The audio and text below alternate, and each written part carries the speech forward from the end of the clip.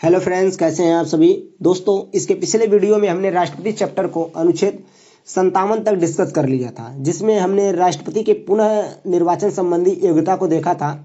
आज के वीडियो में हम उसके आगे को डिस्कस करेंगे कि आगे राष्ट्रपति के संबंध में क्या प्रावधान किए गए हैं। तो आप देखेंगे अनुच्छेद 57 के बाद अनुच्छेद 58 में राष्ट्रपति की योग्यता के बारे में बताया गया है कि अगर कोई व्यक्ति राष्ट्रपति का चुनाव लड़ना चाहता है तो उसकी योग्यता क्या होनी चाहिए।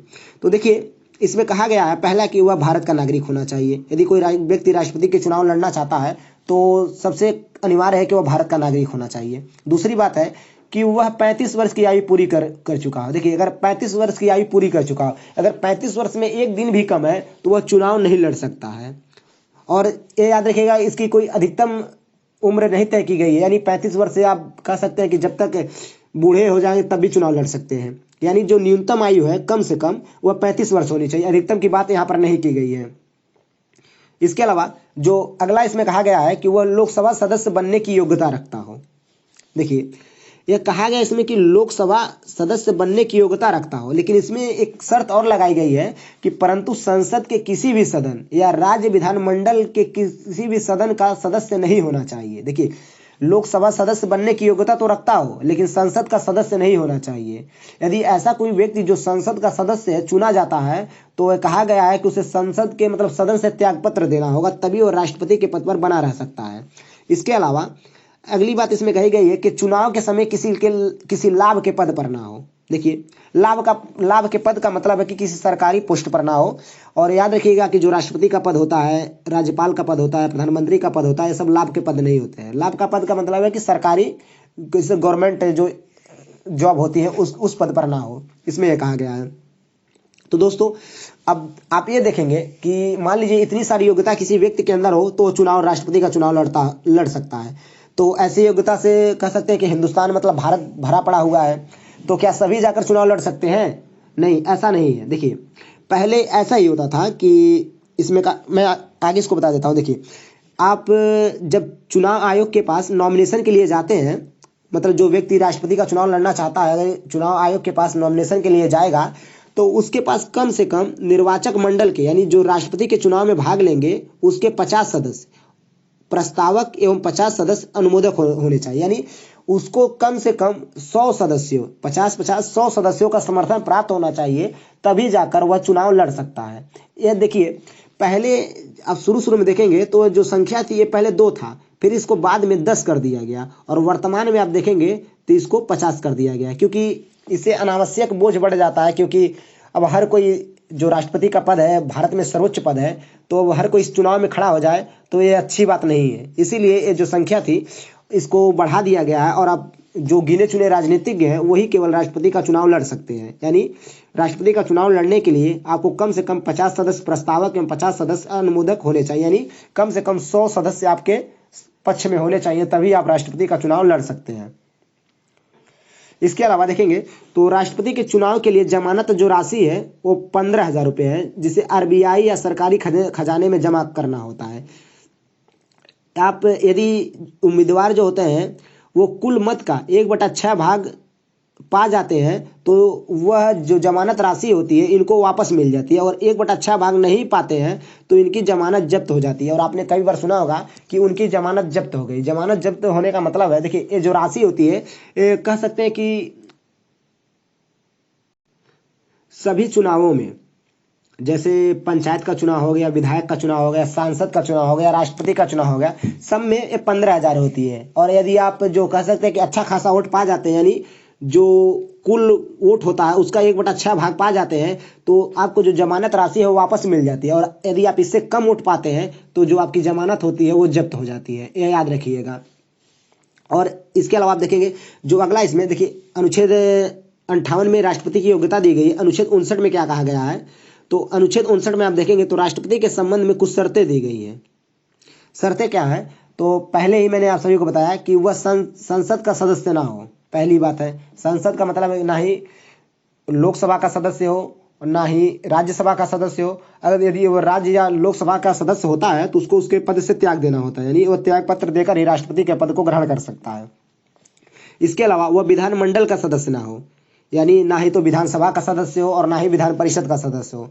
यदि इन दोनों का वो सदस्य है तो उसे उसके पद से यानी विधान इन सदनों से त्याग देकर ही वो राष्ट्रपति का चुनाव लड़ सकता है, यानी राष्ट्रपति के पद को ग्रहण कर सकता है। और आप देखेंगे तो अनुच्छेद 59 में ही राष्ट्रपति के वेतन एवं भत्ते संबंधी प्रावधान किए गए हैं। देखिए यहाँ पर इसको पढ़ लीजिए, एक बार देख लीजिए कि राष्ट्रपति के वेतन एवं भत्ते संबंधी प्रावधान क्या किए गए हैं। तो आप देखेंगे तो इसमें जो राष्ट्रपति का कह सकते हैं कि जो सैलरी होता है वो आयकर से मुक्त होता है, जो उसका वेतन होता है वो आयकर से मुक्त होता है, यानी उस पर कोई कर नहीं लगता है। और इसको साथ ही साथ राष्ट्रपति को निःशुल्क निवास स्थान मिलता है।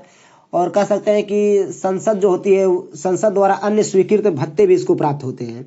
और इसका ये बात और याद रखिएगा कि जो संसद है मतलब कार्यकाल के दौरान इसके वेतन एवं भत्तों में कमी नहीं की जा सकती, यानी जो भी इसका सैलरी है, जो भी इसके वेतन भत्ते मतलब भत्ते प्राप्त होते हैं, यानी भत्ते का मतलब है कि जैसे बिजली जो उसका आवश्यक खर्चे हैं उनको हम भत्ता कहते हैं, जैसे बिजली हो गया, निवास स्थान हो गया, इन सब में कटौती नहीं की जा सकती। इसमें अगला कहा गया कि कार्यकाल के दौरान इसके वेतन भत्तों में कटौती नहीं की जा सकती। इसके अलावा राष्ट्रपति जो होता है वो 9 लाख रुपए वार्षिक पेंशन निर्धारित, मतलब राष्ट्रपति के लिए 9 लाख रुपए वार्षिक पेंशन निर्धारित किया गया। यानी एक व्यक्ति यदि राष्ट्रपति का चुनाव जीत जाता है तो उसके लिए 9 लाख रुपए वार्षिक पेंशन निर्धारित किया गया, यानी उसको 9 लाख रुपया प्रति वर्ष वार्षिक पेंशन के तौर पर मिलेगा।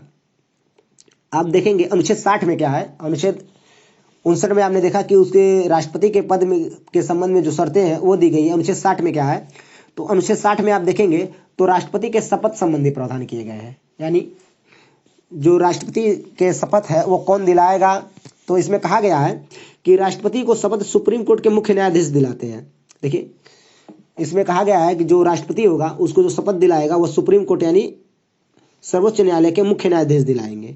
इसके अलावा यदि मुख्य न्यायाधीश किसी कारणवश अनुपस्थित होते हैं तो जो राष्ट्रपति है उसको सुप्रीम कोर्ट के वरिष्ठ न्यायाधीश, यदि देखिए जो मुख्य न्यायाधीश है वो अनुपस्थित है तो इनको जो शपथ दिलाएगा वो सुप्रीम कोर्ट के वरिष्ठ न्यायाधीश के द्वारा इनको शपथ दिलाया जाएगा राष्ट्रपति को। आप देखेंगे, देखिए अनुच्छेद 60 में शपथ का प्रावधान किया गया है। और अनुच्छेद 61 में आप बात करेंगे तो अनुच्छेद 61 में महाभियोग का प्रावधान किया गया है। यानी देखिए जो राष्ट्रपति है यदि संविधान के इसमें अनुच्छेद 61A में कहा गया है कि राष्ट्रपति संविधान का उल्लंघन या अतिक्रमण करते हैं तो उन्हें उनके पद से महाभियोग की प्रक्रिया के द्वारा हटाया जा सकता है। अर्थात कहने का मतलब यह है कि अगर राष्ट्रपति संविधान के अनुरूप कार्य ना करके उसके प्रावधानों के विपरीत कार्य करता है तो उसके संविधान के उल्लंघन के करने के कारण उसे उसके पद से हटाया जा सकता है। और देखिए जो महाभियोग प्रस्ताव है इस संसद में उसके किसी भी सदन में लाया जा सकता है, यानी लोकसभा में भी लाया जा सकता है और राज्यसभा में भी इसे लाया जा सकता है। इसके लिए आवश्यक क्या है कि 1/4 यानी 1/4 प्रस्तावक होने चाहिए, यानी इस प्रस्ताव को किसी सदन में लाने से पहले इस पर 1/4 सदस्यों का समर्थन होना आवश्यक है, यानी कह सकते कि प्रस्तावक होने चाहिए। अगर 1/4 सदस्य अनुमोदन करते हैं तो जो महाभियोग प्रस्ताव है संसद के किसी भी सदन में लाया जा सकता है। इसके लिए जब यह प्रस्ताव संसद के किसी सदन में लाया जाएगा तो राष्ट्रपति को 14 दिन पूर्व सूचना देनी होगी, यानी यह प्रस्ताव लाने के 14 दिन पहले राष्ट्रपति को सूचित करना होगा कि आपके खिलाफ आपके विरुद्ध संसद में महाभियोग प्रस्ताव लाया जाता है। यदि जो राष्ट्रपति होता है वो अपने पद से हट जाता है तो ठीक है, नहीं अगर नहीं भी हटता है तो इसे महाभियोग को पास करके इसके पद से हटाया जा सकता है। इसके लिए देखिए क्या किया जाता है कि जो यदि प्रस्ताव जो होता है वो संसद के दोनों सदनों से 2/3 बहुमत से पारित कर दिया जाए तो राष्ट्रपति को उसके पद से हटाया जा सकता है। देखिए उसको जब सूचना दी जाती है 14 दिन के लिए तो अपने पद से हट भी सकता है और नहीं भी। अगर हट जाए तो अच्छी बात है, और नहीं हटता है तो जो संसद होती है वो जो प्रस्ताव होता है उसको 2/3 बहुमत से, यानी दोनों सदन राज्यसभा लोकसभा ये दोनों सदन जो होते हैं इसको 2/3 बहुमत से पारित कर देते हैं और राष्ट्रपति को उसके पद से हटाया जा सकता है।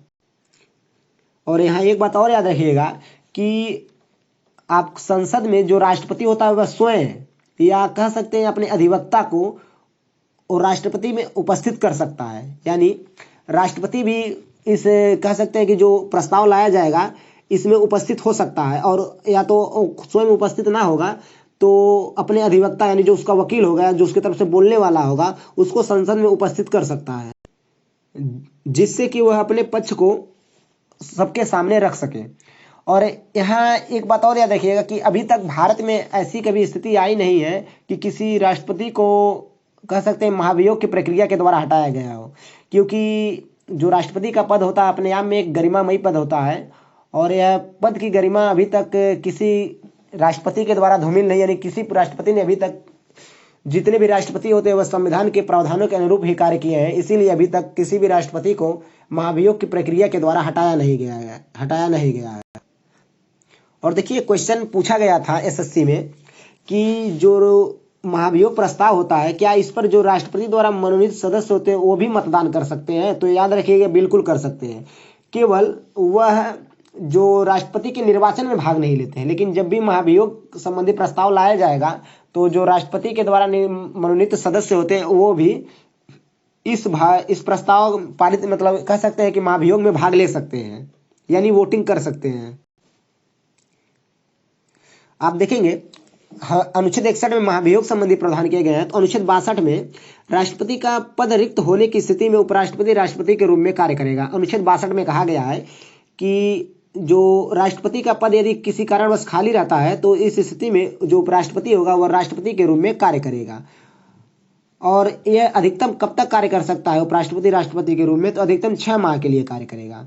और एक बात यहाँ पर आवाज कई बार क्वेश्चन में पूछा गया है कि देखिए पहली बात है कि राष्ट्रपति का पद खाली है तो उपराष्ट्रपति उसके पद पर कार्य करेगा, लेकिन यदि किसी कारणवश उपराष्ट्रपति और राष्ट्रपति दोनों अनुपस्थित है, यानी दोनों अनअवेलेबल है, तो सुप्रीम कोर्ट के मुख्य न्यायाधीश राष्ट्रपति के रूप में कार्य करेंगे। इसके अलावा अगर सुप्रीम कोर्ट के मुख्य न्यायाधीश भी मान लीजिए उपस्थित नहीं है तो जो सुप्रीम कोर्ट होगा उसका वरिष्ठ न्यायाधीश राष्ट्रपति के रूप में कार्य करेंगे। और प्रावधान किसमें किया गया है? तो संविधान के अनुच्छेद 70 में किया गया, यानी राष्ट्रपति के पद की रिक्तता कह सकते हैं कि खाली जब रहेगा तो उस स्थिति में कौन उस पद पर कार्य करेगा, ये जो प्रावधान किया गया है संविधान के अनुच्छेद 70 में किया गया है।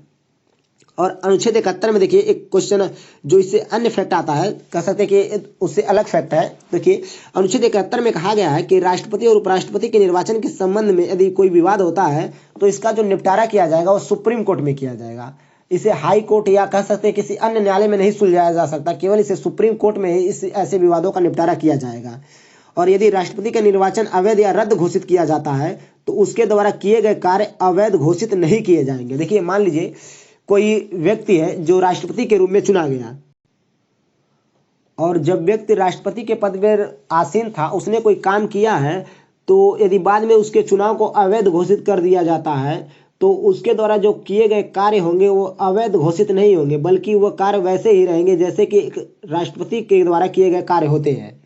और दोस्तों यह था हमारा राष्ट्रपति से जुड़े जो संवैधानिक उपबंध भारतीय संविधान में किए गए हैं उसका वीडियो। आज के वीडियो में इतना ही, मिलते हैं अगले वीडियो में एक नए टॉपिक के साथ। अगले वीडियो में हम राष्ट्रपति के जो कार्य हैं उनकी शक्तियां उसको डिस्कस करेंगे। तो आज के वीडियो में बस इतना ही, मिलते हैं अगले वीडियो में, तब तक के लिए धन्यवाद। जय हिंद दोस्तों।